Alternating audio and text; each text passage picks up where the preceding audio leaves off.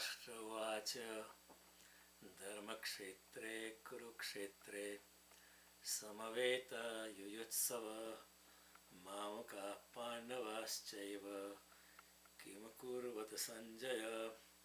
धृतराष्ट्र ने संजय से पूछा, हे संजय, धर्मभूमि में कुरुक्षेत्र में एकत्रित युद्ध की इच्छा वाले मेरे और पांडवों के पुत्रों ने क्या किया। तो ये हम कल देख रहे थे और ये पहला अध्याय जो है उसको अर्जुन विषाद योग कहा जाता है। विषाद कैसे योग हो सकता है विषाद तो योग बन ही नहीं सकता है, लेकिन विद्वानों ने बड़ी गहरी समझ से इसको भी योग कहा है, क्योंकि इसी विषाद से अर्जुन गुजरेगा जैसे सोना अग्नि से गुजरता है और अच्छा ज़्यादा प्रकाशमान होकर बाहर आता है, उसी तरह इसी विषाद से गुजरकर अर्जुन एक आध्यात्मिक दुनिया में प्रवेश करने वाला है और अंत में कृष्ण को कहने वाला है, आप जो भी कहे मैं करने के लिए तैयार हूँ।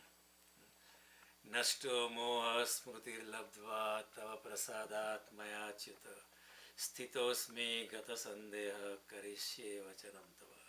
These are the final words of Arjun. हे कृष्ण, आपकी गीता को सुनने के बाद मेरा मोह नष्ट हो चुका है, मेरी माया नष्ट हो चुकी है। मैं सोया हुआ था, मैं अब जाग गया हूँ। मैं अंधेरे में घूम रहा था, अभी मैं प्रकाश को उपलब्ध हो गया, मेरा मोह नष्ट हो गया है। नष्टो मोह स्मृतिर्लब्ध्वा, मेरी स्मृति कि मैं तो आत्मा स्वरूप हूँ, मैं चेतनवान हूँ, मैं आत्मा वाला हूँ, मुझे स्मृति वापस मिली है। क्योंकि मैं तो सोचता था कि मैं शरीर हूँ, आई वॉज बॉडी कॉन्शियस, मुझे बड़ा देहाभिमान था। वो देहाभिमान से मुक्त होकर मैं अभी अपनी चेतना के प्रति ज़्यादा चेतनमान हुआ, वो भगवान आपकी कृपा से तव प्रसादात् मया च्युत। भगवान आपकी कृपा से, मेरे प्रयास से नहीं, आपके प्रसाद से। आध्यात्मिक जगत में जो कुछ भी होता है, इंसान जो भी थोड़ी इधर उधर प्रगति कर लेता है, वो आध्यात्मिक जगत में भगवान की कृपा से ही सब कुछ होता है। उसका मतलब ये नहीं कि हमें प्रयास नहीं करना है, प्रसाद उसी के ऊपर बरसता है जो थोड़ा सा प्रयास करता है। प्रयास के बिना प्रसाद नहीं होता है, प्रयास के बिना भगवान की कृपा नहीं होती है। इसलिए जो भगवान के रास्ते में चलने का प्रयास करता है, उसी के ऊपर भगवान कृपा बरसाते हैं। इसलिए अर्जुन कहता है तव प्रसादात् मया च्युत स्थितोस्मि गत संदेह। मेरे सारे संदेह चले गए, I have no more questions left. मैं निष्प्रश्नता की अवस्था में अभी स्थित हूँ। ये आध्यात्मिक ऊंचाई की एक लक्षण है। जब इंसान आध्यात्म में बहुत आगे निकल जाता है तो उसके सारे सवाल बिखर जाते हैं, उसके सारे सवाल गिर जाते हैं। उसको पता चलता है ये सब सवाल बालिश है, ये सवाल पूछने का कोई तात्पर्य नहीं है। मौन में प्रवेश करना है, मौन में प्रवेश करके धीरे धीरे भगवान के चरण कमल में झुक जाना है, पूर्ण भक्ति से, पूर्ण श्रद्धा से। तभी आध्यात्मिकता की शुरुआत होती है। सवाल जो वो तो बच्चों का तुतलापन है।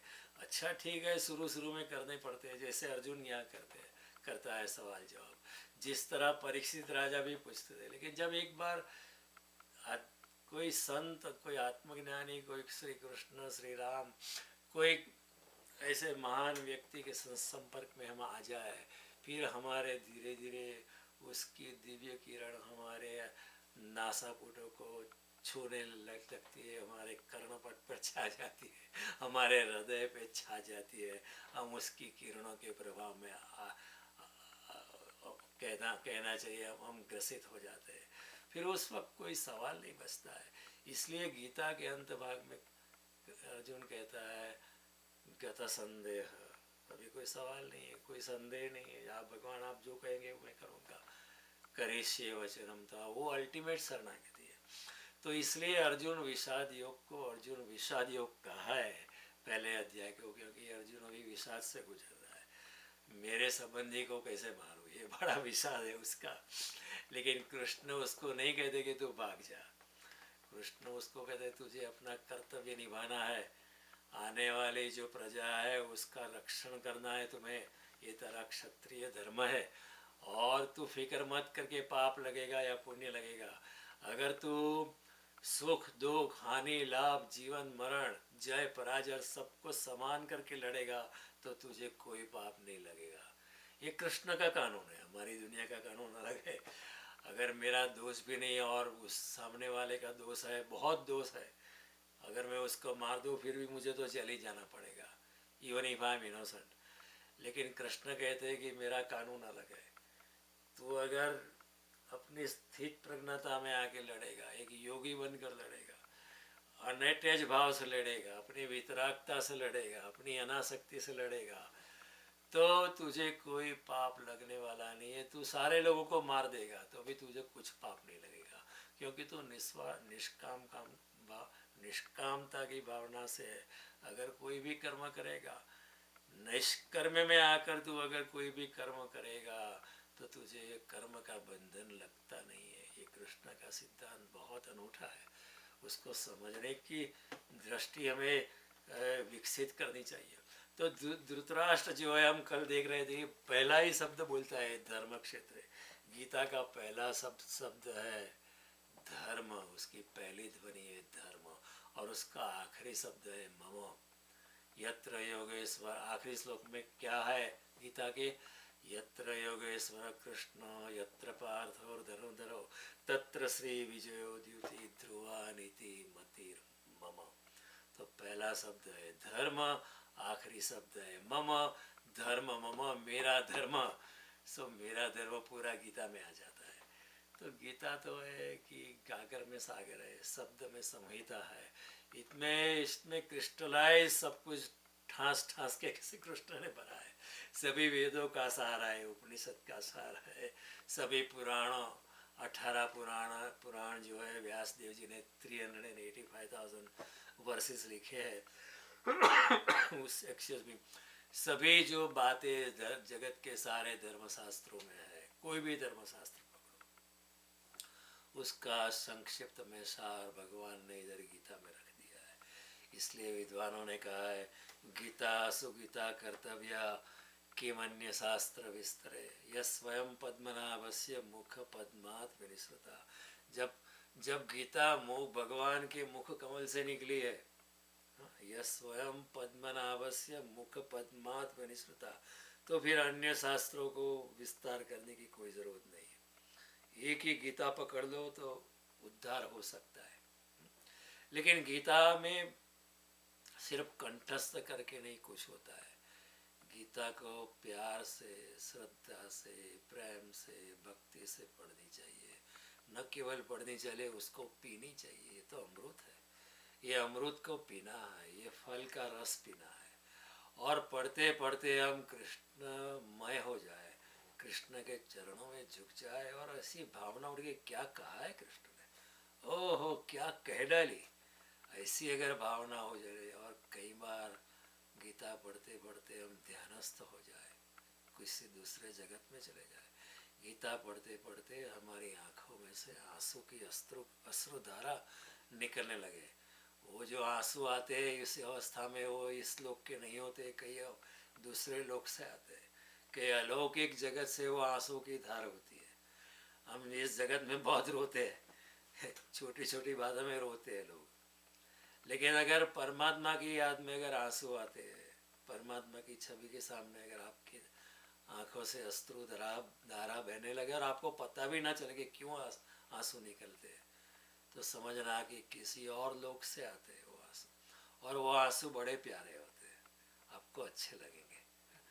आंसू तो निकलते होंगे लेकिन आप मन में बड़े प्रसन्न होंगे। तो ये अवस्था होती है। तो पहला शब्द है धृतराष्ट्र बोलता है धर्म क्षेत्र, क्योंकि ये जो क्षेत्र है यहाँ कई लोगों ने धर्म कार्य किए थे कुरुक्षेत्र में, इसलिए उसको धर्म क्षेत्र मानते थे। कई लोगों ने यज्ञादि किया था, इसलिए there was crystallized spiritual energy in that battlefield. वो जो युद्ध का क्षेत्र था वो ऑर्डिनरी युद्ध का क्षेत्र नहीं था। उसमें कई लोगों ने तपश्चर्या की थी, कई लोगों ने यज्ञ किए थे। शास्त्रों में लिखा है, पुराणों में लिखा है, वेदों में लिखा है कि देवता लोग भी यहाँ आकर कुछ अच्छे कर्म धर्म की विधि से लगते संलग्न कुछ कर्म करते थे। तो वो जो फील्ड था, जो कुरुक्षेत्र का जो मैदान था, वो सिर्फ मैदान नहीं था, उसमें there was crystallized divine energy, it was filled with divine energy. अभी भी आगे और कहीं जाते हो, किसी योगी के आश्रम में उसकी समाधि के सामने बैठते हो, तो अभी भी योगी की ऊर्जा आपको छू सकती है। अगर आप उसके साथ ओपन माइंडेडली जाओ, विदाउट बायसली वहाँ उनकी समाधि के सामने बैठो, कुछ आंख बंद करके बैठो, तो आपको भी लगता है कि योगी अभी भी मौजूद है। मैंने अनुभव किया है। आप बड़ौदा में अरविंद आश्रम में जाइए, वहाँ शांति से बैठिए, आपको लगेगा अरविंद आपको छू रहे। आपको लगेगा कि अरविंद आश्रम में जहाँ अरविंद ने निवास किया था, he lived there for some time, वहाँ उसका देह नहीं है, वहाँ उसका अस्थि नहीं है, लेकिन उसके अस्थि की जो राख है वहाँ है, वहाँ उसकी समाधि बनाई गई है। ऐसे कई स्थान है, आप जाके बैठो, आंख बंद करके बैठो। हम जल्दी में होते हैं ना, तीर्थ स्थान पे भी जाते लोग तो बहुत जल्दी जल्दी, चलो next place, we have to go go go go go. मंदिर में भी जाते हैं तो हम जल्दी में होते हैं, चलो चलो दर्शन करके चलो, दूसरा काम है, मैरिज में जाना है, बर्थडे पार्टी में जाना है, इसमें जाना है, बेबी शावर में जाना है। क्या है, इस तरह दर्शन होते हैं? दर्शन करने के बाद थोड़ी देर बैठना चाहिए। आपने परमात्मा से कुछ बात की, उससे वहाँ से भी कुछ आवाज़ आती है, वो सुनने के लिए हमें बैठना चाहिए। परमात्मा से भी कुछ वार्तालाप होता है, वो बैठ के सुनना चाहिए। लेकिन हमें बहुत जल्दी होती है, इसलिए जल्दी होती है कि हम संसार में इतने उलझे हैं, हम संसार में इतने संलग्न हैं, हम अंध हो चुके हैं, कामांध हो चुके हैं। ये करो, वो करो, ये करे और वो करे, ऐसा करे वैसा करे। जिंदगी 2 दिन की है, 2 दिन में हम क्या करें? तो जिंदगी हाथ से चली जाती है। और गीता जैसा अमूल्य ग्रंथ वैसा ही पड़े रह जाते हैं। कोई परदेसी इंसान आके, कोई जर्मन उसे सर पे रख के नाच सकता है, लेकिन हमारा जन्म भारत में हुआ, हमारे लिए भाषा भी इतनी सरल है, फिर भी वहाँ उसको उठाते नहीं। ये हमारा दुर्भाग्य है। इससे ज़्यादा दुर्भाग्य कोई और नहीं है।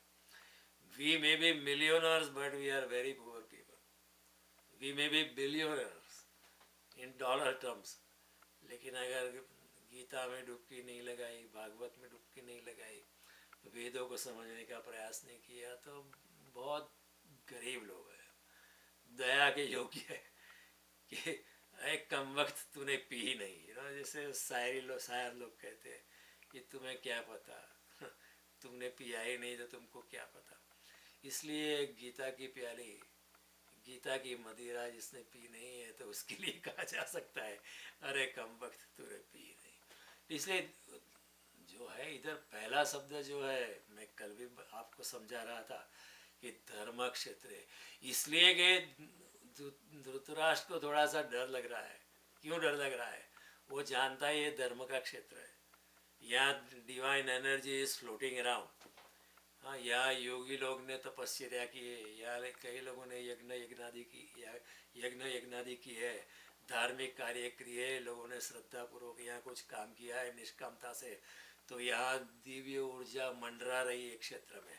और जहाँ दिव्य ऊर्जा मंडरा रही है, वहाँ जो अधर्म में जो लोग फंसे हैं, उसकी विजय तो हो नहीं सकती। इसलिए धृतराष्ट्र इसलिए पहला ही सवाल पूछता है धर्म क्षेत्र है, क्योंकि वो जानता है कि वो अधर्म में, उसका सोचना अधर्म युक्त है, उसका व्यवहार अधर्म युक्त है, उसका हर तरीका, जीवन का हर पहलू धृतराष्ट्र का अधर्म से भरा हुआ है।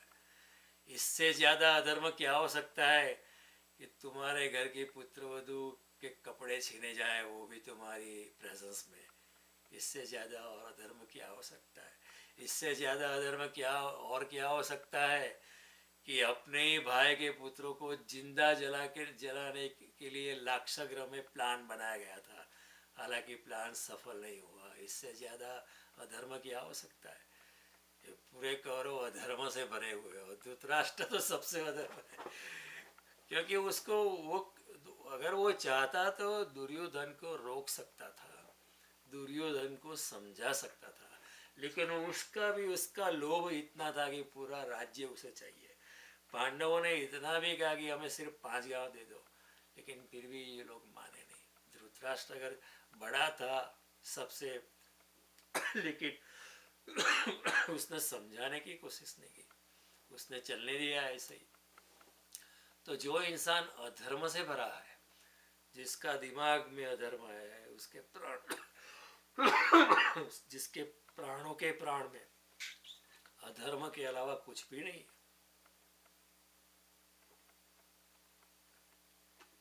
वो इंसान भी, उसको पता है धृतराष्ट्र को कि ये धर्म क्षेत्र है और धर्म क्षेत्र में दिव्य ऊर्जा है, और जहाँ दिव्य ऊर्जा है वहाँ जो धर्म के साथ है उसकी जीत हो सकती है, अधर्म वाले की जीत नहीं हो सकती।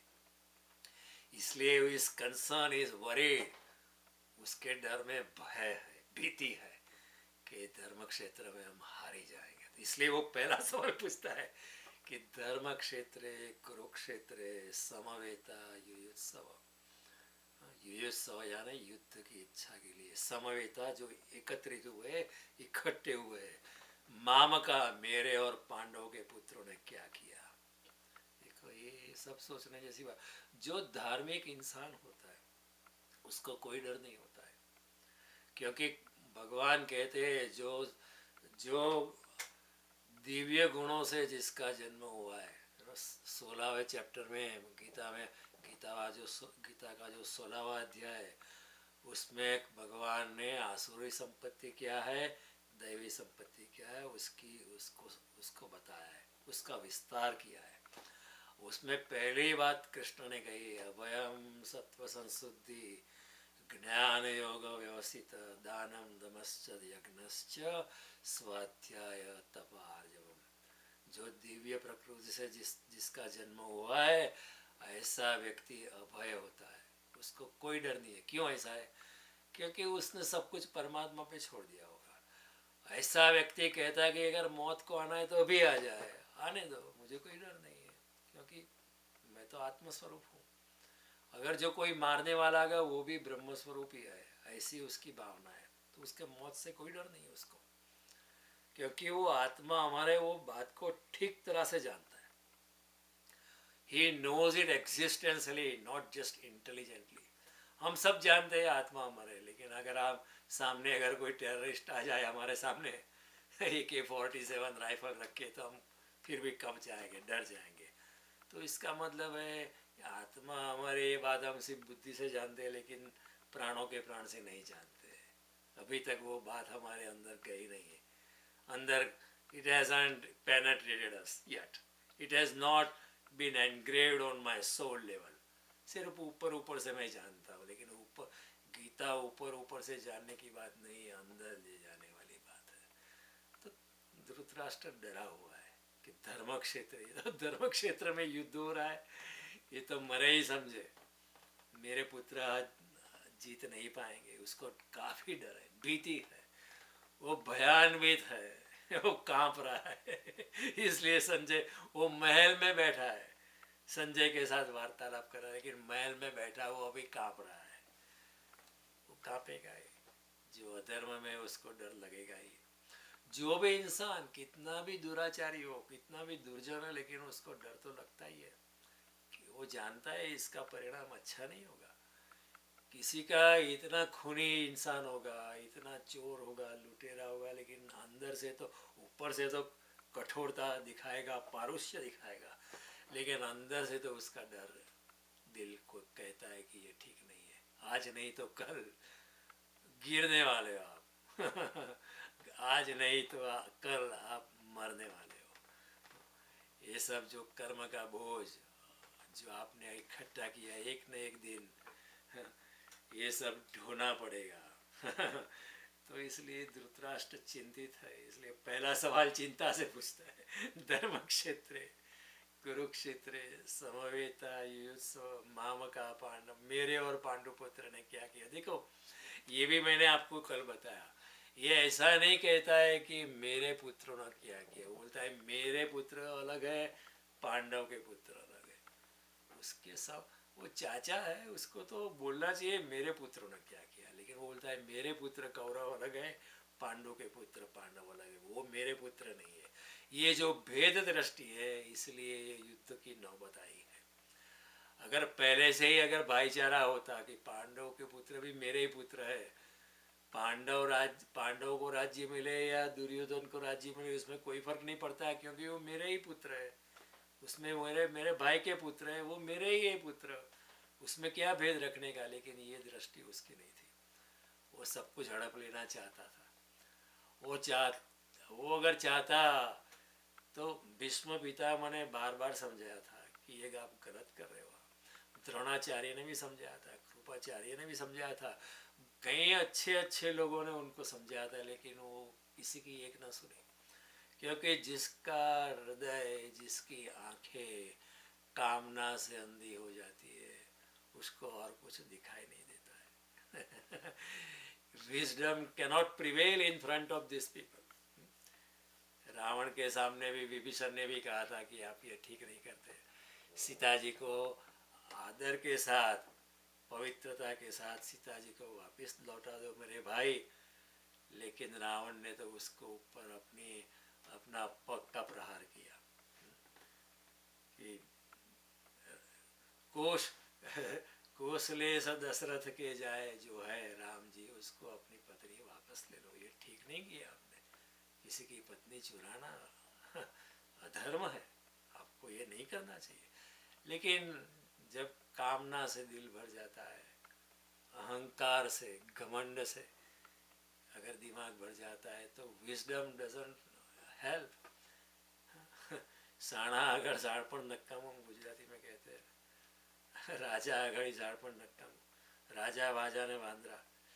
सो धृतराष्ट्र ने कुछ नहीं सुनी। This is different. और सनातन धर्म तो कहता है कि पूरा विश्व, पूरी पृथ्वी मेरा कुटुंब है। अयम निज परो वेति, जो इधर कहते हैं, इधर जो धृतराष्ट्र बोलता है वही ये जो उपनिषद का श्लोक है, अयम निज ये मेरा है, परो वेति ये दूसरे का है। गणना लघु चेतसाम, जो छोटे दिमाग वाले होते हैं, जो इंसुलर माइंड वाले होते हैं, जो डरे हुए लोग होते हैं, उसकी ये दृष्टि होती है, ये मेरा है वो उसका है। उदार चरिता नाम तो, लेकिन जिसका चरित्र उदार है उसके लिए क्या है, वसुधैव कुटुंबकम, पूरी पृथ्वी उसका घर है, पूरी पृथ्वी उसका कुटुंब है, उसको कोई भेद नहीं होता है। लेकिन ये दृष्टि धृतराष्ट्र के पास नहीं थी, इसलिए वो भी पूछता है मेरा और उसका, मेरे और पांडव के पुत्र ने क्या किया। तो संजय फिर जवाब देता है, और संजय के पास दूरदृष्टि का वरदान जो है महर्षि व्यास ने दिया था कि आप जो कुछ भी होता है युद्ध के क्षेत्र में, आप महल में बैठ के राजा को बता सकते हो। और ये सिद्धि मैंने आपको कल बताया कि ये सामान्य सिद्धि, उसमें कोई विशिष्ट सिद्धि नहीं है। 18 प्रकार की सिद्धियाँ जो है उसका वर्णन श्री कृष्ण ने श्रीमद् भागवत में किया है। और उन्होंने कहा 10 सिद्धि जो है, 10 एक्स्ट्रा सेंसरी परसेप्शन, वो मुख्य है। बाकी जो दूसरी 8 है वो गौण है, दे आर सेकेंडरी। तो ये जो दूरदर्शन और दूर श्रवण की जो सिद्धि है, जिसको अर्जुन संजय को दी गई थी व्यासदेव ने, वो ऑर्डिनरी सिद्धि है। भगवान कहते हैं भागवत में, अगर आपके अंदर भी सत्व गुण का अगर उदय होता है तो आप में भी वो सिद्धियाँ आ सकती है, अपने आप आ सकती है। जिस दिन आप पूरे पवित्रता से भर जाते हैं, कहीं बहुत कुछ होने लगता है, आपको पता चल जाता है ये होगा वो होगा। पवित्रता से, अगर पूर्ण पवित्रता और शरणागति से मन अगर भरा है और आपको कुछ नहीं चाहिए, बिल्कुल निष्काम अवस्था अगर है, तो सिद्धियाँ अपने आप उपलब्ध हो जाती है। और कृष्ण ने बिल्कुल साफ कहा, जितेंद्रियस्य युक्तस्य जितसा श्वासस्य देहिनो मयि धारयश्चेत उपतिष्ठन्ति सिद्धया। ऐसे योगी के लिए जिसने अपना मन जीता है, इंद्रिय जीती है, अपने श्वास को जीत लिया है, ऐसे योगी के लिए सिद्धियाँ अपने आप मिलती है। ऐसा नहीं कि उसको सिद्धि के पीछे भागना पड़ रहा है। उपतिष्ठन्ति सिद्धया, सिद्धियां अपने आप उसको मिलती है। तो ये सोचने जैसी बात है। और पहली जो मुख्य सिद्धियां होती है वो 10 सिद्धियां है, जिसमें अणिमा है, महिमा है, लघिमा है, प्राप्ति है, प्राकाम्य है, ईशिता है, वसीता है, कामावसिता है। और दूसरी जो सेकेंडरी गौण सिद्धियां है उसमें अनुर्मिमत्व है, दूर श्रवण दूरदर्शन। यानी दूर श्रवण और दूरदर्शन की जो सिद्धि संजय को व्यासदेव ने दी थी, वो कोई बड़ी सिद्धि नहीं है, वो दे दी, आप हमारे में भी आ सकती है। तो दूर श्रवण दूरदर्शन, अनुर्मिमत्व, मनोजव, काम रूप परकाय प्रवेश, हाँ, ये सब स्वेच्छा मृत्यु, देश क्रीड़ा दर्शन, यथा संकल्प सिद्धि, आज्ञा प्रतिहिता गति, ये सब जो 10 सिद्धि है वो गौण है। फिर कृष्ण इतने प्रसन्न हुए थे उद्धव जी पे, तो उन्होंने बताया ये और सिद्धियां मैं तुम्हें बताता हूँ। और 5 सिद्धियां कृष्ण ने बताई, उसको समझाया ये सिद्धियां क्या है, किस तरह मिल सकती है। और वो 5 सिद्धियां जो है वो है त्रिकाल सत्व, अद्वंद, परचित्ताद्य विघ्नता, प्रतिष्ठब्ध और अपराजिता। तो ये 18 सिद्धियां प्लस दूसरी 5 23 सिद्धियां का वर्णन कृष्ण ने किया है। लोग सवाल पूछते हैं संजय किस तरह देख सकता है, इसमें कोई खास विशिष्टता नहीं है, वो हमारे पास नहीं है इसलिए ऐसा लगता है। अगर हम भी निर्मल होने लगे, पवित्र होने लगे, शुद्ध होने लगे, निरहंकारी होने लगे, निष्कामता से जीवन जिए, जो भी भगवान देता है उसमें संतुष्ट से जीवन जीने लगे, तो उसमें से कुछ सिद्धियां हमको अपने आप मिल सकती है। तो इसलिए व्यासदेव ने वरदान दिया था। व्यासदेव ने कहा था प्रकाशम व प्रकाशम च दिवाय दिवाननिश मनसा चिंतितपि सर्वे वेश्यसि संजय। चाहे अंधेरा हो या उजाला हो, प्रकाश हो या अंधकार हो, दिवा या दिवाननिश, चाहे दिन हो या रात्रि हो, मनसा चिंतितमपि, किसी ने मन में भी अगर सोचा है, युद्ध के मैदान में संजय को सब कुछ पता चल जाएगा। तो अगर कोई युद्ध का प्लान सोचता है कि इस तरह अभिमन्यु को मारना है, संजय को पता चल जाएगा और वो धृतराष्ट्र को बता सकता है ना। तो ये सिद्धि व्यास देव जी ने टेम्पररीली दी थी और किसी को भी मिल सकती है। ये तो प्रीमोनिशन कई लोगों को होता है, आगे से पता चल जाता है थोड़ा कि ये अब होने वाला है, अपने आप पता चल जाए, उसको कोई प्रयास नहीं करना पड़ता है। तो I can also tell you so many things that has happened around me. I'm not claiming anything, you know. I have no reason to claim anything. But that kind of thing happens on its own. It happens not because of me, because it happens despite me. मेरे बावजूद होती है, ऊपर से उतरती है, ऐसा हो सकता है, इसमें कोई आश्चर्य नहीं। तो संजय फिर धृतराष्ट्र को कहता है कि दृष्ट्वा तो पांडिवानेकं व्यूढ़ं दुर्योधनस्तदा आचार्यमुपसंगम्य राजा वचनम् अब्रवीत्। अब जो पहला काम दुर्योधन क्या करता है, वो पहले द्रोणाचार्य के पास जाता है। उसको पहले जाना चाहिए, भीष्म के पास जाना चाहिए ना, क्योंकि सेनापति भीष्म है, लेकिन वो द्रोणाचार्य के पास जाता है। उसमें भी एक राजनीति है, उसमें भी थोड़ी डिप्लोमेसी है, थोड़ा राजकारण है। वो जाता है, भीष्म को साथ बात करता है कि पांडवों की सेना को देखने के बाद दुर्योधन आचार्य द्रोण के पास गया, आचार्य उपसंगम्य राजा वचन ब्रवीत। फिर वो आचार्य के पास गया और ये वचन बोले। और भीष्म के पास इसलिए नहीं गया कि वो जानता था भीष्म तो वचनबद्ध है। वो जानते है कि वो भीष्म सच्चे दिल से मेरे साथ नहीं है, वो तो अपने वचन के कारण मेरे साथ है। लेकिन द्रोणाचार्य मेरे साथ इसलिए कि द्रोणाचार्य का हमने अच्छा किया था, वो अपकार नहीं कर सकता, इसलिए मेरे साथ है। लेकिन द्रोणाचार्य के दिल में अर्जुन के प्रति थोड़ा बहुत वात्सल्य है, बहुत प्यार है, सॉफ्ट कॉर्नर है पांडव के प्रति। शायद Dronacharya will not fight with full force, Dronacharya शायद अपनी पूरी विद्या नहीं उसमें रोकेंगे। द्रोणाचार्य अपनी पूरी की पूरी समग्रता से, पूरी समग्र अपनी विद्या से वो पूरे भाव से शायद युद्ध में नहीं उतरेंगे, विल बी हाफ हार्टेड, वो थोड़ा सा कुनकुना रहेगा द्रोणाचार्य। इसलिए द्रोणाचार्य से जाके बात करता है पहले। जाना तो चाहिए, कहाँ जाना चाहिए, अपना सेनापति जो है भीष्म के सामने चाहिए, साथ जाना। और भीष्म सबसे बड़े वडील है पूरे सेना में, Bhishma is the oldest person, तो उसके साथ बातचीत करनी चाहिए, उसके साथ से विजडम लेना चाहिए, उसके साथ रणनीति डिस्कस करनी चाहिए, कैसे रणनीति बनानी चाहिए, कैसे सेना का अरेंजमेंट करना चाहिए, कौन सा शस्त्र पहले इस तो ये सब जो बातें जाके भीष्म को पूछनी चाहिए, लेकिन वो चाहता है पहले द्रोणाचार्य को, he is doubtful about Dronacharya's commitment and his allegiance। तो जाके कहता है पश्येताम पांडुपुत्राणाम आचार्यम महति चमुम विडाम द्रुपण पुत्रेण तव शिष्येण धीमता। अरे द्रोणाचार्य जी देखो, पश्चे ये पांडवों की महान सेना को देखो, ये महान सेना का व्यूढ़ किसने बनाया, द्रुपद पुत्र ने बनाया है, धृष्टद्युम्न ने बनाया। वो कौन था, वो तुम्हारा शिष्य था। वो इनडायरेक्टली कटाक्ष में बोलता है द्रोणाचार्य को, आपने सब कुछ ये सिखाया था उसको, वो अभी हमारे सामने यूज कर रहा है, आपको नहीं सिखाना चाहिए था। आपने अर्जुन को इतनी धनुर्विद्या सिखाई है, वो हमारे सामने अब खड़ा है, आप यू आर स्टूपिड मैन, आप मूर्ख है। Indirectly is trying to tell him कि आपने अर्जुन को सिखाया, देखो अभी हमारे सामने लड़ने आया है।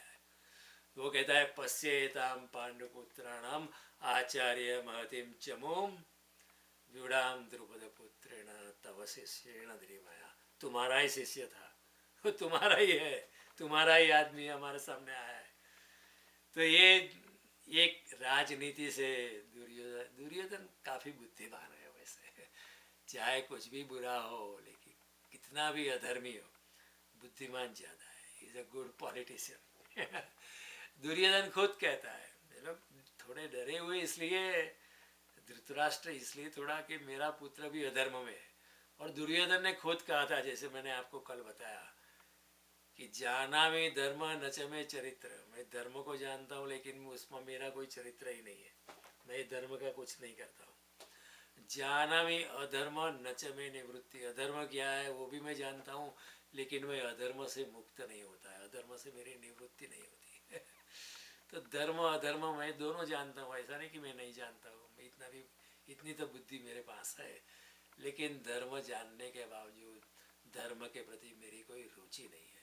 और अधर्म जानने के प्रति पश्चात, अधर्म बहुत कष्टदायक होने वाला है, अधर्म बहुत पीड़ादायक है, वो जानने के पश्चात भी अधर्म से मेरी निवृत्ति नहीं होती है।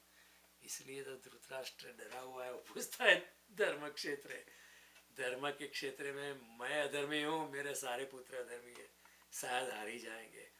उसी डर से वो पूछता है संजय को कि धर्म क्षेत्र कुरुक्षेत्र समवेता युत्सव मामका पांडवाश्चैव किम कुर्वत Sanjay. And then he says, Atra Sura, Duryodhana is telling Dronacharya, Atra Sura Maheswasa, Bhimarjuna Samayudhi, Yayudhano Viratascha, Drupadascha Maharatha, Drushtaketuschekitana Kasirajascha Viryavan, Purujit Kunti Bhojascha, Saivyascha Narapungava, Yudhamanyascha Vikranta, Uttamojascha Viryavan, सौभद्रो द्रौपदेयश्च सर्व एवं महारथा।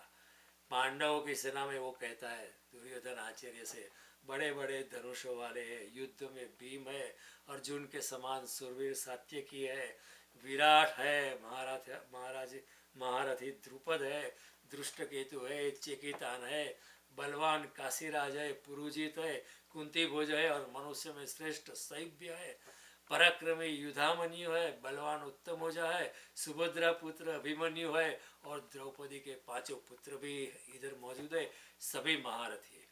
देखो दुर्योधन जो है पहले सामने वाले की सेना की प्रशंसा करता है, इसमें इतने बड़े बड़े योद्धा है, दे आर वैसे they can not be ignored, they are very powerful. अगर किसी के दिल में दिमाग में अगर लघुता ग्रंथि है, वो पहले अपनी प्रशंसा करेगा। अगर उसमें लघुता ग्रंथि है तो वो पहले देखो, अरे आप डरो मत, हमारे पास भीष्म है, कर्ण है, द्रोणाचार्य है, कृपाचार्य है। लेकिन दुर्योधन को लघुता ग्रंथि जरा भी नहीं है. He is very confident, and the principal source of his confidence is Bhishma Pitamaha, followed by Dronacharya, followed by Karna. तो ये तीन उस, और इसी तीन की उपस्थिति के कारण Duryodhan was very confident that they will win, क्योंकि भीष्म को हराना नामुमकिन था, अर्जुन के लिए भी नामुमकिन था. लेकिन दुर्योधन जो है वो एक ही, इसके कैलकुलेशन में एक ही भूल हो गई, उसने कृष्ण सामने खड़े उसका तो सोचा ही नहीं, क्योंकि कृष्ण ने कहा था कि मैं युद्ध लड़ने वाला नहीं हूँ, मेरी सेना भी आपके साथ लड़ेगी. तो it is an amazing war. Krishna's army is fighting against Krishna here. This has never happened anywhere in the world. लेकिन सामने कृष्ण है और वो कुछ कर सकते हैं, उसका दुर्योधन को ख्याल ही नहीं था.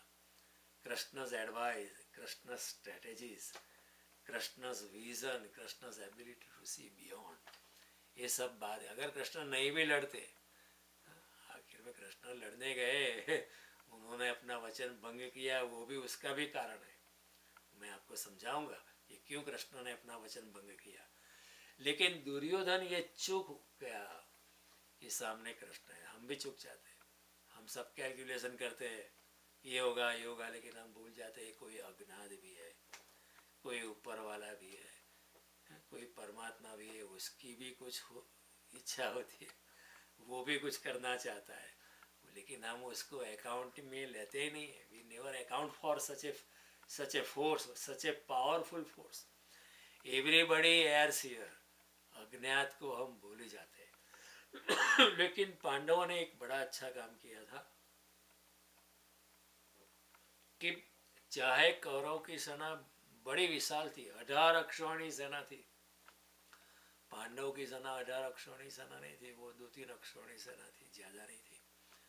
लेकिन पांडवों को इसलिए अच्छा लग रहा था कि कृष्ण उनके साथ है. फिर और क्या पूछना. कृष्ण में उन्हें पूर्ण श्रद्धा थी, इसलिए, और कृष्ण पांडव धर्म के साथ थे, इसलिए कृष्ण भी पांडवों के साथ खड़े हो गए. तो यहाँ जो दुर्योधन है, इज वेरी कॉन्फिडेंट, उसको जरा भी इंफीरियोरिटी कॉम्प्लेक्स नहीं. Only one mistake he made is he did not give any weightage to Krishna's presence on the other side. वो चूक गया, और वो चूक जय सामान्य है, स्वाभाविक है, क्योंकि कृष्ण ने कहा था मैं नहीं लड़ने वाला. तो अगर कृष्ण लड़ने वाले नहीं है तो then he can be written off. So Duryodhana and even Bhishma, Dronacharya, even Dhritarashtra, they had all written off Krishna, because Krishna himself said, I'm not going to take weapon. So then he is there, he is very powerful, but he is not going to take weapon, then he will be totally useless. What is he therefore in the battlefield? He should leave. लेकिन दुर्योधन ये चुक जाता है, हम भी चुक जाते हैं. तो कहने का तात्पर्य कि दुर्योधन जरा भी उसमें इंफीरियरिटी कॉम्प्लेक्स नहीं. is ready to fight. He is a true Yoddha. Like Arjun is a true Yoddha, like Bhim is a true Yoddha, he is also a true Yoddha. He is no less than this other side, in terms of fighting, in terms of his enthusiasm, in terms of his bravery. He is as brave as Pandavas. Okay? And he says, Asmakam tu visishtaye tan nivodha dvijottama nayaka mama sainyasa sangnartha tan brahmivite. हे ब्राह्मण श्रेष्ठ, द्विजोत्तम, ब्राह्मण श्रेष्ठ, द्विज यानी जिसने फिर से जन्म लिया है वो, और उसको ही हम ब्राह्मण कहते हैं. ब्राह्मण कुटुंब में जन्म लेने से कोई ब्राह्मण नहीं होता है. जानी कुटुंब में मेरा जन्म हुआ इसलिए उसका मतलब नहीं कि मैं ब्राह्मण हूँ. जब तक मैं द्विज नहीं बनता, जब तक मैं अध्यात्म में गहरी डुबकी नहीं लेता, आध्यात्म की ऊंचाई को नहीं छूता, तब तक मैं ब्राह्मण नहीं हूँ, सिर्फ जयदेव जानी हूँ. तो इधर लिखा है द्विजोत्तम, ये ब्राह्मण श्रेष्ठ. अपने पक्ष में जो प्रधान है उनको भी आप समझ लिए. मैंने पांडवों के पक्ष में जो भी प्रधान महायोद्धा है, महारथी है युद्ध विशारद है, सबकी बात मैंने की। अभी हमारे पक्ष में जो है वो भी आप जान लीजिए। आपकी जानकारी के लिए सेना के जो सेनापति है उनको मैं बतलाता हूँ। So he is a wiser person in a way. अगर आपको युद्ध लड़ना है तो दोनों पूरी समीक्षा करनी चाहिए। सामने वाले में क्या है, हमारे में क्या है, सामने वाले में क्या कम है, हमारे में क्या कम है, सामने वाले में क्या ज़्यादा है, हमारे में क्या ज़्यादा है। He should make a total, complete, honest, objective evaluation. Then only you can win, and therefore he is pretty smart. Although he is very cunning, although वो अधर्म में है, नराधम है, ऐसा कह विचरा है, लेकिन उसकी बुद्धि कम नहीं है। तो he is making a fair assessment of the strength on either side. तो कहता है कि देखो हमारी सेना में, तो वो थोड़ा सा क्या मस्का लगाता है द्रोणाचार्य को, क्योंकि उसको लगता है कि Dronacharya is here just for the sake of the fact that कि वो हमने परोपकार किया है उनके ऊपर भूतकाल में, वो अपकार करना नहीं चाहते, लेकिन उनका हृदय तो पांडवों के साथ है। तो इसलिए वो पहले भगवान हमारी सेना में आप हो कहना चाहिए, पहले भीष्म कहना चाहिए, क्योंकि Bhishma is most powerful here. और भीष्म ने कहा था कि कर्ण तो पावरफुल है, लेकिन जब तक मैं हूं तब कर्ण को लाने का नहीं इधर। See Bhishma was so confident and rightly so कि जब तक मैं हूं don't even bring that Karna here, I will handle, I am the senapati and my wish will prevail.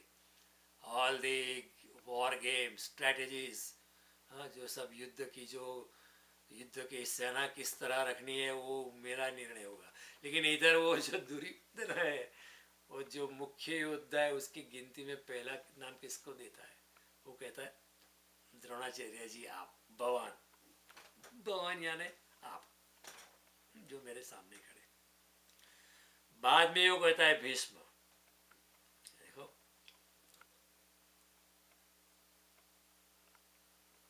उसको पहले कहना चाहिए भीष्म पितामह है, हमारे वडील है, पितामह है, उसी must be so much old that time. भगवान पहले से पहले आप है, बाद में भीष्म का नाम देता है।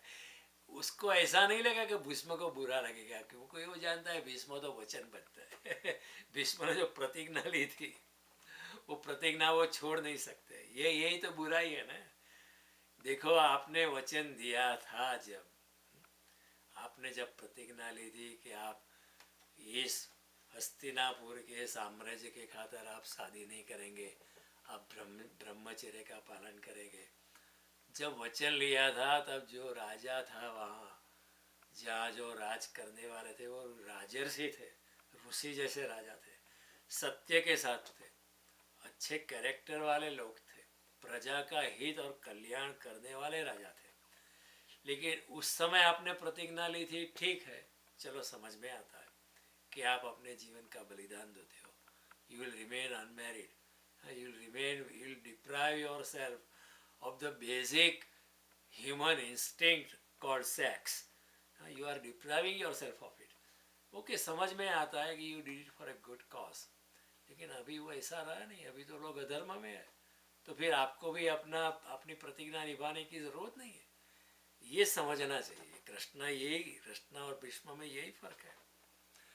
कृष्ण ने भी कहा था कि मैं हथियार उठाने वाला नहीं हूँ, लेकिन कृष्ण ने फिर भी हथियार उठाया। क्यों उठाया? क्योंकि कौरव जो थे युद्ध के मैदान में सब युद्ध के कानून को तोड़ते थे।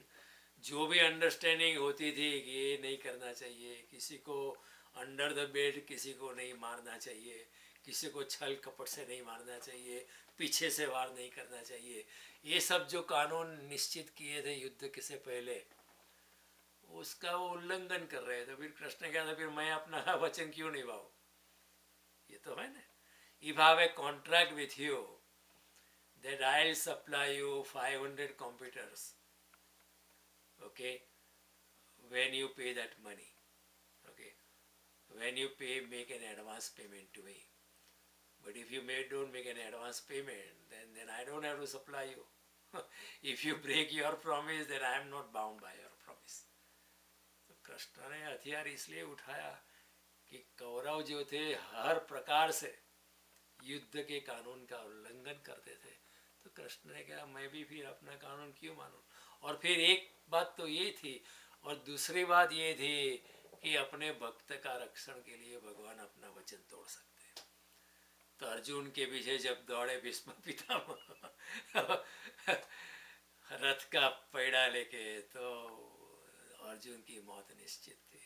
लेकिन आप रथ का पैड़ा लेके तो कृष्ण गए थे, मेरी गलती हो गई।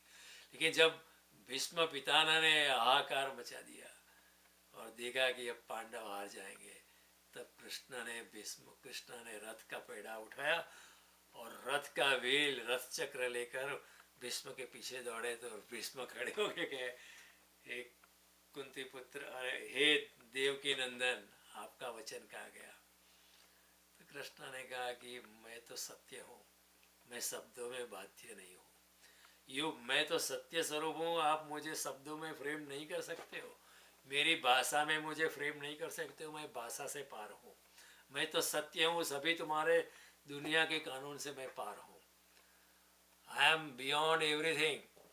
The divine is beyond the realm of mind, matter, sense organ, intelligence and everything and time. You cannot bound me by my words. Language cannot frame me. वो तो एक बात है। दूसरी बात है, आप लोगों ने भी कानून का उल्लंघन किया है। और तीसरा, मेरा भक्त है अर्जुन, उसके लिए भी मैं अपना वचन भंग कर सकता हूँ। तो भीष्म ये सीखे नहीं। उन्होंने वचन दिया था कि मैं अपरिणित रहूँगा हस्तिनापुर के साम्राज्य के खातिर, I will not marry. But then when things have changed, these people were evil.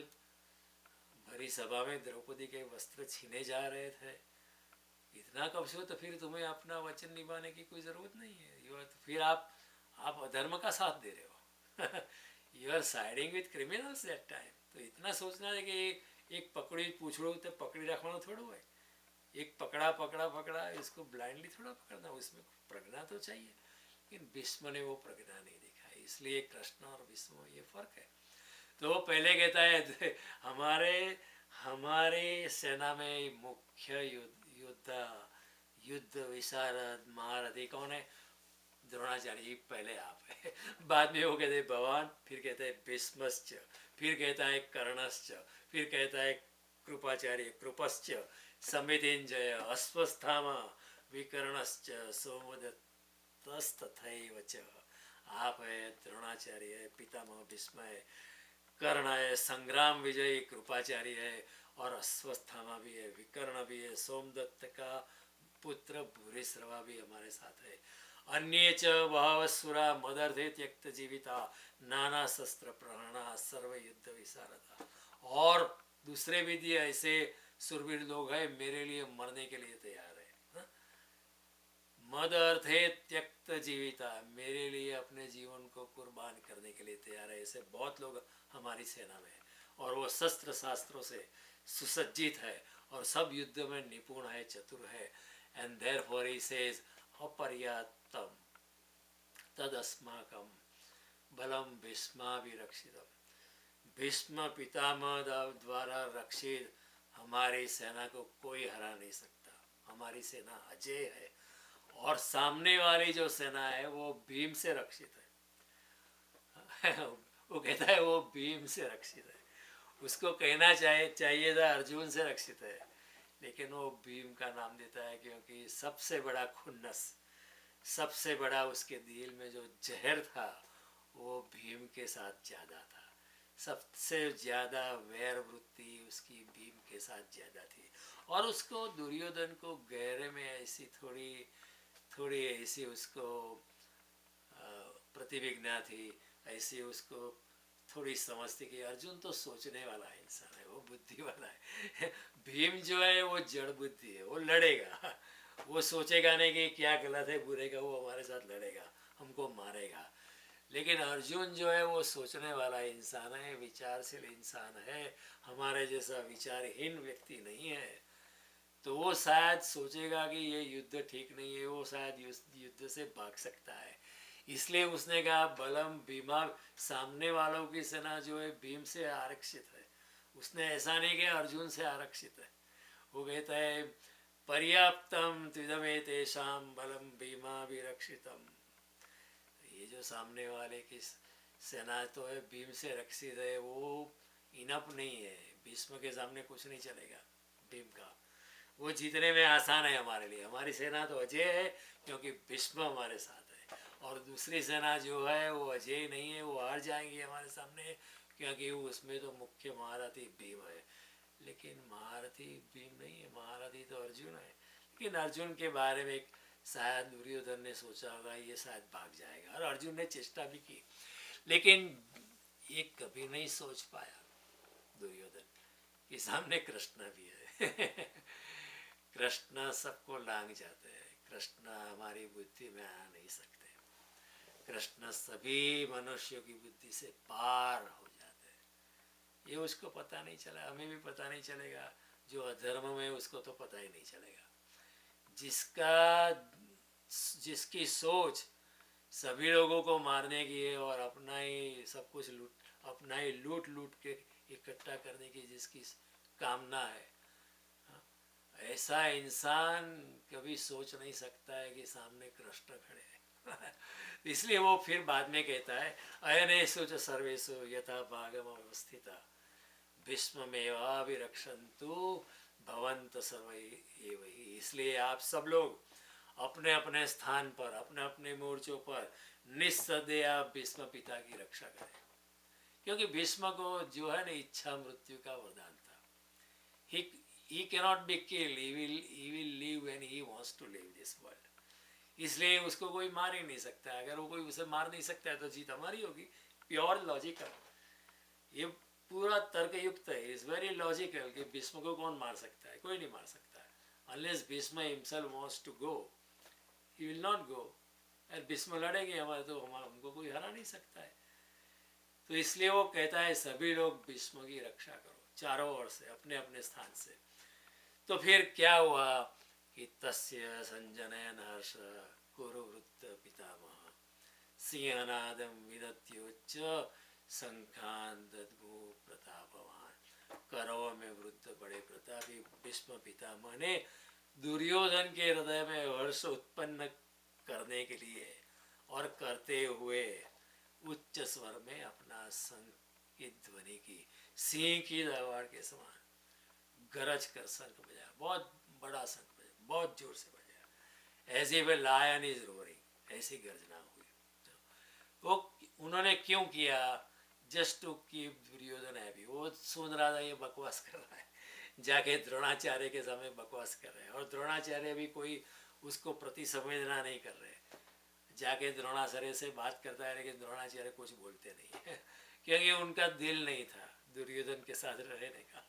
उनका दिल तो पांडवों के साथ था। लेकिन क्या करे, अभी युद्ध लड़ना पड़ता है कौरवों के पक्ष में। तो भीष्म पितामह को भी अच्छा नहीं लगा था। तो वो दुर्योधन को बकवास बंद करने के लिए, दुर्योधन के कुछ अच्छा लगाने के लिए वो बोले, उन्होंने शंख बजा दिया।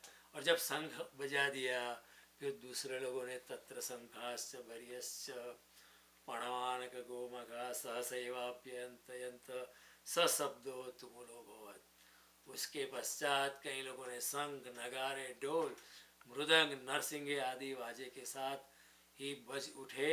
उसका बड़ा शब्द, बहुत भयंकर आवाज उसकी हुई। लेकिन उसके बाद क्या होता है, ये this is most important, I like this so much. ये कृष्ण की एंट्री है ना। कृष्ण और अर्जुन की बात इधर आती है पहली बार गीता में। ततः श्वेते युक्ते। आप कल आँख बंद करो और कल्पना करो कि वहाँ से कृष्ण एक बड़े रथ में, बहुत अच्छा दिव्य रथ है, इंद्र ने दिया था, उस पे अर्जुन और कृष्ण बैठे और सफेद श्वेत घोड़े उसके। ततः श्वेतेर युक्ते महते स्यंदनो स्थितो। महान रथ, स्यंदन यानी रथ जो इंद्र ने दिया था। माधव पांडवश्चैव देव्यो शंखो प्रदत्मतो। फिर श्री कृष्ण ने, अर्जुन ने और सभी पांडवों ने अपने अपने शंख बजाए। और ये गीताकार कहते हर शंख का नाम था। ये जो भी पांडवों के पास जो भी शंख थे उसके नाम थे। उसका मतलब है ये शंख में कुछ विशिष्ट शक्तियाँ होनी चाहिए, ऐसे ही नाम नहीं रखे थे। हम कोई ब्यूगल का नाम रखते हैं कि इस ब्यूगल का नाम है Raman Lal. No, we don't keep such name. But जो भी पांडवों ने शंख बजाया वो सबका नाम थे। पांचजन्य ऋषिकेशव, कृष्ण के शंख का नाम था पांचजन्य।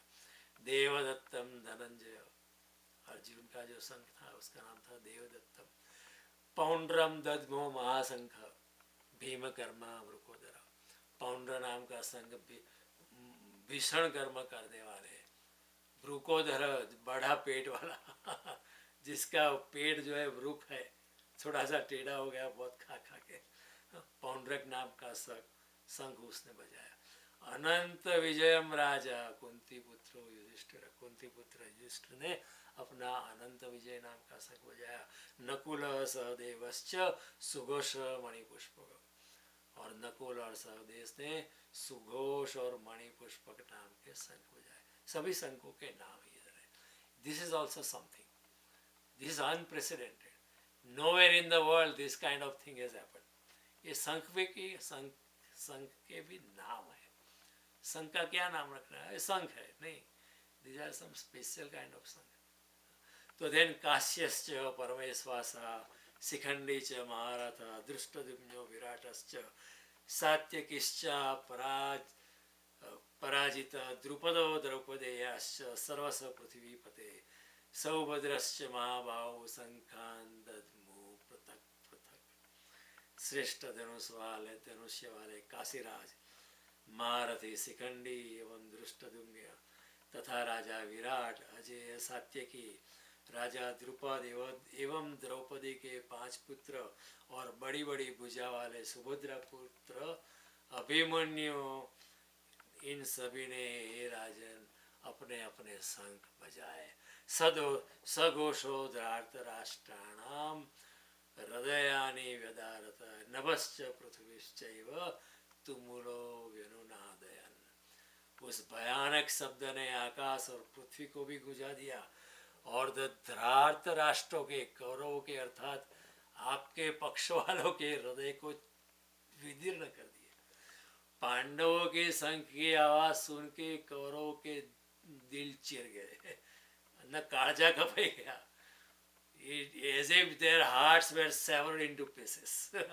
इतनी भारी, नभश्च पृथ्वीश्चैव तुमुलो व्यनुनादयन्, उसकी आवाज इतनी भारी थी आकाश से पृथ्वी तक आवाज उठने लगी। तो ये बात गीता की पूर्व भूमिका में होती है।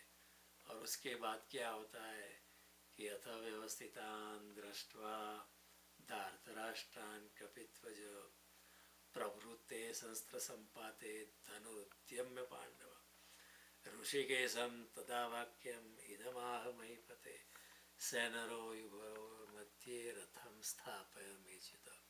अब पहली बार अर्जुन बोलता है कृष्ण से, कृष्ण को आज्ञा करता है। भगवान भी देखो अर्जुन का सारथी बन के आए, कितनी विनम्रता है। मैं अगर आपको कहूँ आप मेरे ड्राइवर बनोगे, आप कहेंगे ना मैं I am not a driver. आप गीता समझाए तो ठीक है, लेकिन I can not drive for you. Krishna कहते I will be Sarathi, no problem, मुझे कोई अहंकार नहीं है। तो यहाँ गीता का पहली बार अर्जुन बोलता है, गीता की शुरुआत यहाँ होती है, ऐसा समझ लो। अर्जुन बोले हे राजन। इसके बाद कपिध्वज अर्जुन ने मोर्चा बांधकर डटे हुए धृतराष्ट्र संबंधियों को देखकर उस शस्त्र चलाने की तैयारी के समय धनुष उठाकर, प्रवृत्ते शस्त्र संपादे, धनुष उठाकर ऋषिकेश श्री कृष्ण से ये वचन कहा कि हे अच्युत, रथ के दोनों सेनाओं के बीच में मेरा रथ खड़ा कीजिए। सेनयोर उभयोर मध्ये रथम स्थापयामीच्युत। उभयोर मध्य, दो सेना के बीच के मध्य में मेरे रथ की स्थापना करो। इसका मतलब क्या है? लोग कहते हैं अर्जुन डर गया था, अर्जुन डरा हुआ नहीं है। जैसे दुर्योधन डरा हुआ नहीं है, उसी तरह अर्जुन भी डरा हुआ नहीं। वो कहता दोनों सेना के बीच में ले जाओ मेरा रथ। कोई डरा हुआ हो तो कहता है पीछे लेके जाओ यहाँ तो मैं मर जाऊंगा। अर्जुन कहता है दोनों सेना के मध्य में ले जाओ मेरा रथ। वो कृष्ण को आज्ञा करता है, क्योंकि उसको मालूम नहीं है, वो सोचता है कृष्ण तो मेरे दोस्त है दोस्त को आज्ञा की जा सकती है, आप भाई को आज्ञा नहीं कर सकते। युधिष्ठिर अगर होता सारथी तो उसको आज्ञा वो नहीं कर सकता, वो तो बड़े भाई है वो मित्र नहीं है। लेकिन कृष्ण तो मित्र है तो उसको आज्ञा की जा सकती है, come on my friend put the chariot right in the middle of the battlefield. तो अर्जुन कहता है सेनयोर उभयोर मध्ये रथम स्थापयन मेचित। क्यों? यावदेता निरीक्ष्य हम युद्ध कामान अवस्थितान कैर्माया सह युद्धव्यम आस्मि रणसम। इसलिए कि मैं भी देखना चाहता हूँ कि ये लोग सचमुच मेरे साथ लड़ेंगे, ये मेरे भाई लड़ेंगे मेरे साथ। और जब तक मैं युद्ध क्षेत्र में डटे हुए युद्ध के अभिलाषी इन विपक्षी योद्धाओं को भली भाव प्रकार देख लो कि इस युद्ध के रूप व्यापार में मुझे किन किन के साथ मुझे युद्ध करना योग्य है, तब तक उसके आप ये रथ जो आप ज़्यादा चलाना मत, युद्ध भूमि में बीच में आके उसको खड़ा रखना, डोंट मूव इट फर्दर, क्योंकि मैं सबको देखना चाहता हूँ। यावदेतान निरीक्ष्य हम युद्ध कामान अवस्थितान कैर्मया स योद्धव्यम अस्मिन् रण समुद्र।